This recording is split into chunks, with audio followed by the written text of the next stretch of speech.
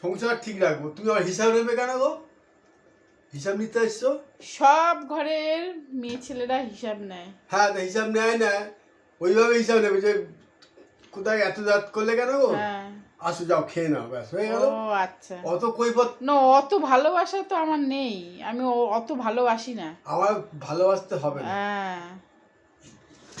আমি কাজ করব, সংসার ঠিক রাখবো, কোনো কৈফত দেবো না। রাত 12টা একটা ঘরে ঢুকবে, কেন করা হয় বা একটা বেজে গেছে? রোজ হবে না, এই আজকে করলে কি যাবে? সোজা ছাদে গিয়ে ঘুমাবে। হ্যাঁ, তো ছাদে চলে যাবো। তা কি তুমি ভয় দেখাচ্ছ নাকি আমাকে? তাহলে এসে কলিং বেল বাজাচ্ছ কেন? তাহলে না আসলে আর চলে আমি কিন্তু চলে যাবো, কিন্তু বুঝলাম আমার সাথে গান পেঁচি করবে না।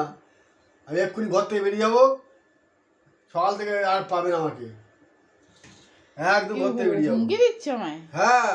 আচ্ছা, তাহলে আমি ভয়ে মানে জুজু হয়ে গেলাম। তোমার তো কোনো কিছুই করার ক্ষমতা নেই লবরাঙ্গা, তোমার মুখে বাতেল আওয়াজ।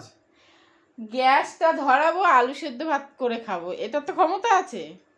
তাই করে খাও। হ্যাঁ, তুমি তাহলে আমাকে কি ভয় দেখাচ্ছ? আমি হোটেলে খাবো। আমাকে ভয় দেখাবে না একদম। তাহলে আমিও হোটেলে, আমি পয়সা ইনকাম করি, হোটেলে খাবো। চুপচাপ খাওয়া যে ঘুমা। কটা বাজে? জানোয়ারের বাচ্চা একটা।